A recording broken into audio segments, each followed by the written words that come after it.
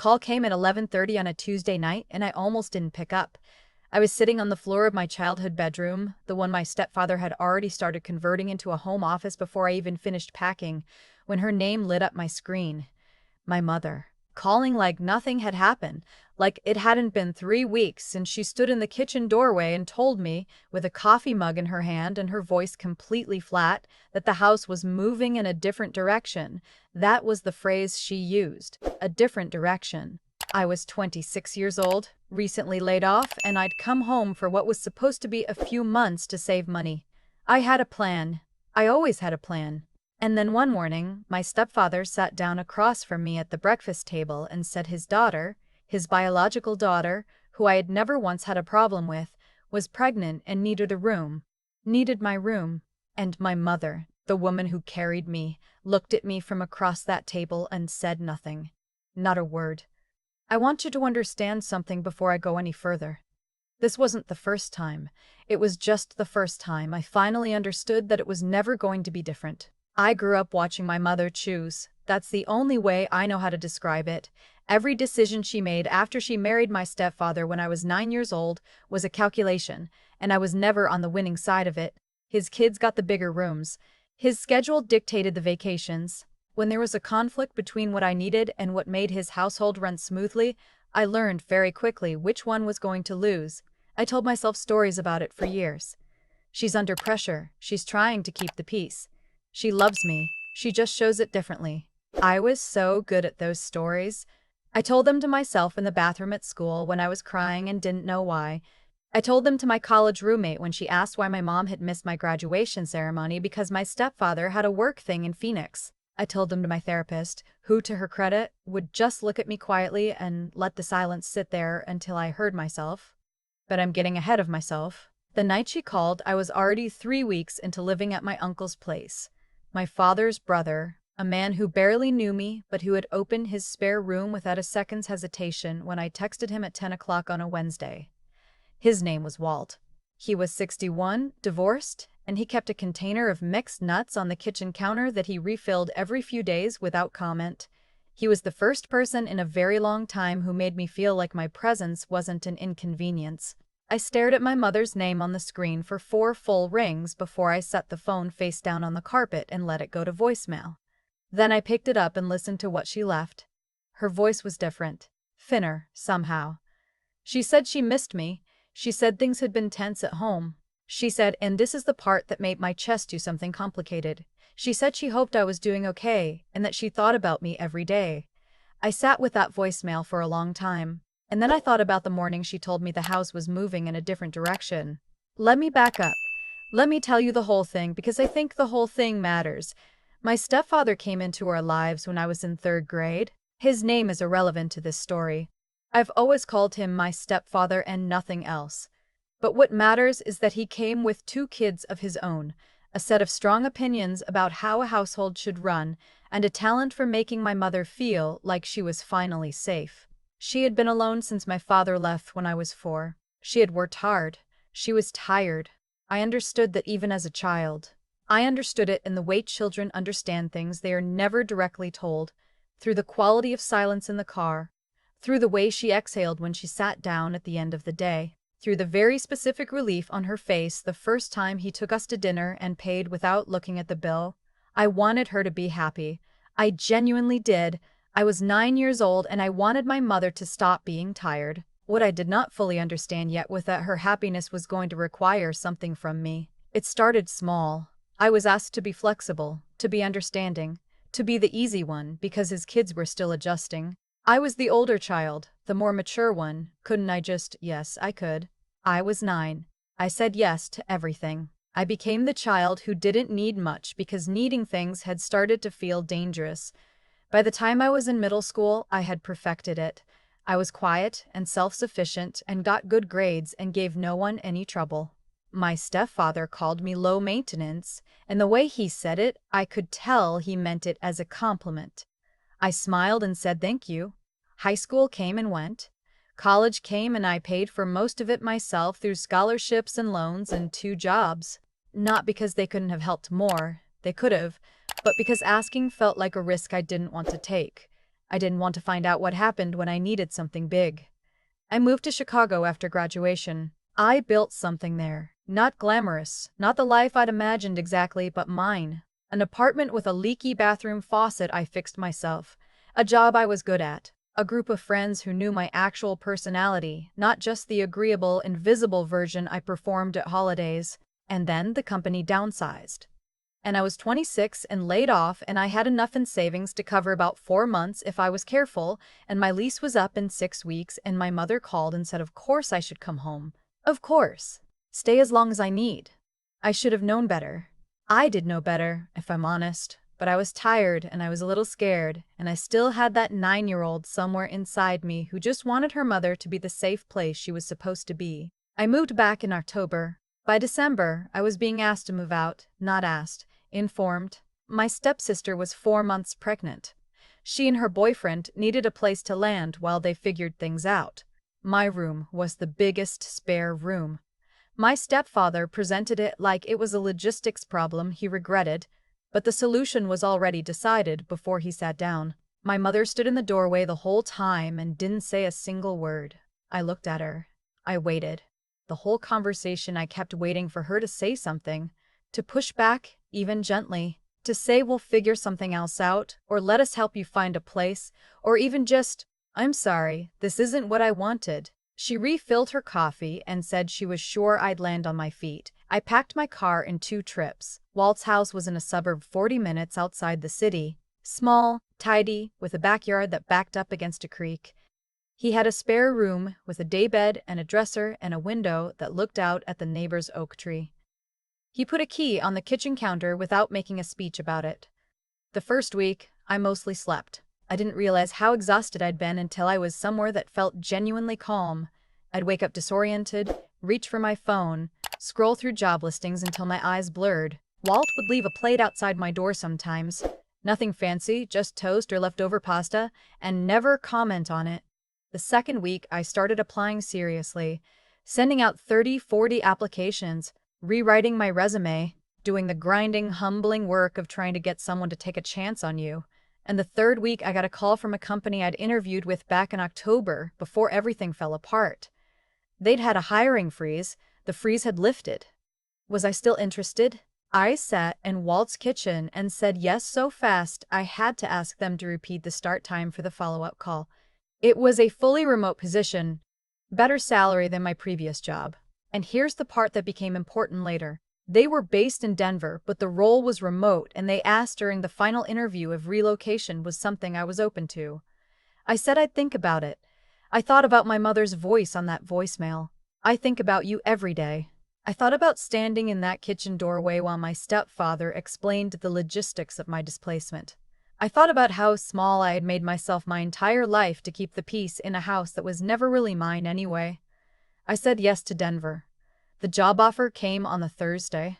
I called Walt that evening after he got home from the hardware store with a bag of caulking supplies and zero interest in any drama whatsoever.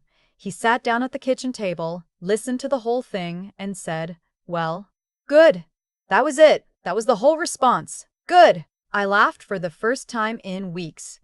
The following Monday, I started the onboarding paperwork and put down a deposit on a studio apartment in Denver. Sight unseen, based on a virtual tour and a neighborhood walkthrough a real estate friend of Walt's helped me arrange remotely. It felt reckless, and it felt exactly right. I did not call my mother. I told myself I would tell her eventually. In a few weeks, when I was settled. When I had the job and the apartment locked in and could say, "Look, I'm fine. I landed on my feet just like you said I would." There was some part of me, I won't pretend otherwise, that wanted her to know I had done it without her. But she called first. 3 weeks after I moved into the Denver studio, I was standing in the kitchen in my socks, assembling a shelf from a flat-pack box, irritated and proud in equal measure. My phone lit up. Her name. This time, I picked up. "I heard you took a job," she said. "No, hello." Walt mentioned it. Of course Walt mentioned it. He was not a man built for secrets. I didn't even blame him. "I did," I said. "In Denver." "Yes." A pause. I kept turning the Allen wrench. "You didn't tell me," she said. And I had a choice in that moment. I could have been conciliatory. I could have apologized for not calling sooner, smoothed it over, turned it into a conversation about logistics and timelines and when I might visit. That was the version of me she was used to, the one who kept things easy. Instead, I said, "You told me I'd land on my feet. I did." Silence. "That's not fair," she said after a moment. Her voice had shifted. There was something in it I hadn't heard in a long time. Uncertainty, maybe, or the beginning of understanding. "Mom." I set down the Allen wrench. I sat on the floor next to the half-assembled shelf. "You stood in that kitchen while he told me to leave and you didn't say anything. You didn't even look at me. It was complicated. The situation with your stepsister has nothing to do with me," I said. Not loud, just clear. "It's never had anything to do with me. I've been trying to fit myself into the edges of that family for 17 years and I'm done." She started to cry. Not loudly. Just the kind of crying that makes someone's voice go soft and irregular. That sounds like they're trying to hold something together. Under other circumstances, that sound would have undone me. It had undone me dozens of times before. I would have rushed to fill the silence, to reassure her, to take up less space so she could feel better. I waited. "I know I've made mistakes," she said. "I know you know," I said. "I just can't keep paying for them." I wasn't cruel about it. I want to be clear about that.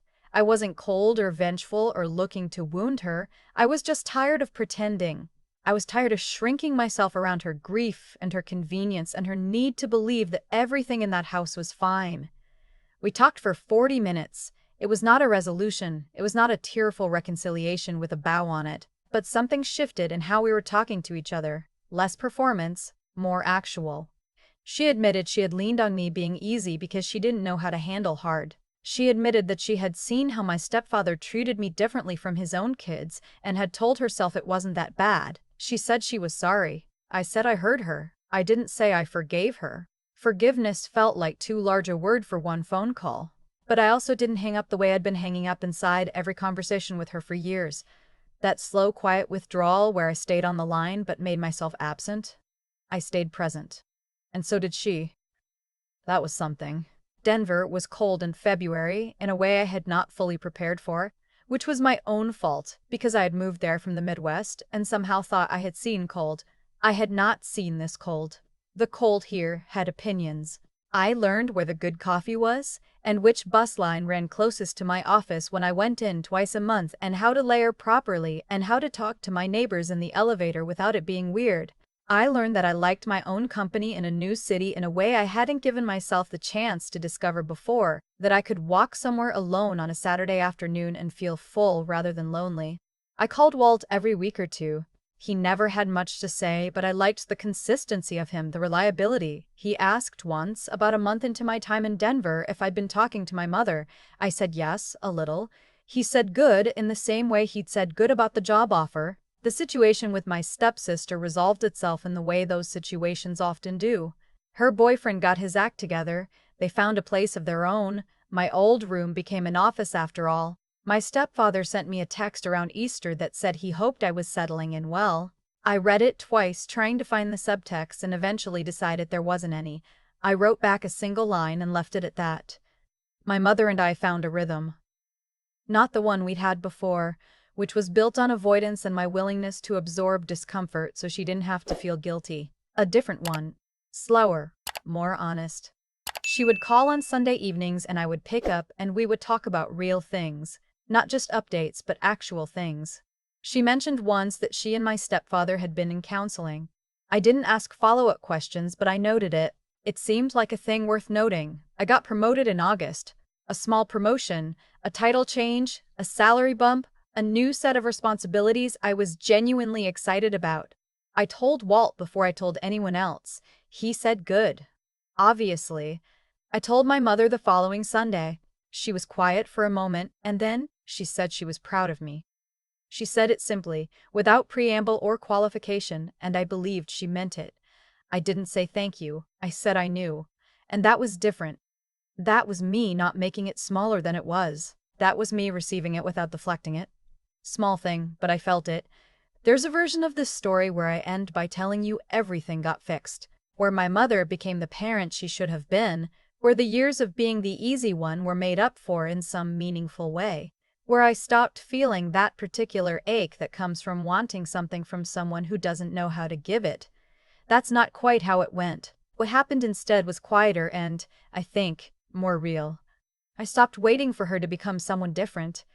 I stopped measuring our relationship against what I had needed from her when I was 9 years old and couldn't ask for it. I started taking up the space I had earned in my apartment, in my career, in my own head, without apologizing for it. She made mistakes. She is still making some of them probably, but she is also, slowly, trying. And I am, slowly, deciding how much of my life I want to spend inside the wound instead of outside of it. My Denver apartment has a south-facing window that turns golden in the late afternoon. I have a shelf I assembled myself, slightly crooked on one side, and I have never once considered fixing it. I have a job that asks things of me I'm capable of giving. I have Walt's number in my phone, and I call it when I need to hear someone say good. I am not the version of myself that stood in a kitchen doorway waiting to be seen. That girl waited long enough. There's a south-facing window in my Denver apartment that goes gold in the late afternoon. I noticed it for the first time about 2 weeks after I moved in, when I was sitting on the floor eating takeout and not thinking about anything in particular. Just sitting, just existing in a space that was entirely mine. And I thought, this is what it feels like when nothing is conditional. I spent a long time not knowing that feeling, a long time confusing love with performance. My mother loved me. I believed that. But somewhere along the way, her love became something I had to earn by being easy, by shrinking, by never asking for the things a person is supposed to be able to ask for from their own family. And I kept paying into that system because I thought that was just how love worked, that you had to make yourself small enough to deserve it. What I know now is that I was wrong. And more than that, I was wrong in a way that cost me years. There's a kind of quiet courage in finally being honest about what something actually is, not what you wish it were. Not the story you've been telling yourself since you were 9 years old and watching your mother exhale with relief at a dinner table because someone else was finally carrying the bill. Actually seeing it. Calling it by its name. Walt never said anything wise to me, not once. He just refilled a container of mixed nuts and left plates outside my door and handed me a key without a speech. But the lesson was in the gesture. Some people make room for you without negotiating the terms first. Once you felt that, you can't unfeel it. I think about the person I was standing in that kitchen doorway, waiting, still waiting for my mother to say something, waiting for her to choose me just once. And I think about how long I had been that person, waiting in various doorways in various ways, making myself presentable and undemanding and grateful for whatever I was given. That patience was not a virtue. It was a habit I'd built around a wound, and I had been mistaking the habit for strength. Real strength, the kind that actually moves you forward, is knowing what you deserve and refusing to negotiate it down. It's not loud. It didn't feel triumphant when I drove away with my car packed in 2 trips. It just felt like the only honest thing left to do. And honesty, I've learned, is its own kind of foundation. You can build on it. You cannot build on avoidance, no matter how long you've been practicing. What happened between me and my mother is not resolved. I don't think it will ever be fully resolved, because some things don't resolve. They just become part of the landscape you carry. But we are, slowly, talking to each other like 2 people who both exist. That matters. And I can hold it and the grief of what was lost at the same time. That's not weakness either. That's what it actually looks like to be paying attention. The shelf in my apartment is still crooked. I assembled it myself, slightly wrong, and I have never once thought about fixing it. I like it that way. It's evidence that I was here, making something, imperfectly, on my own. That's enough.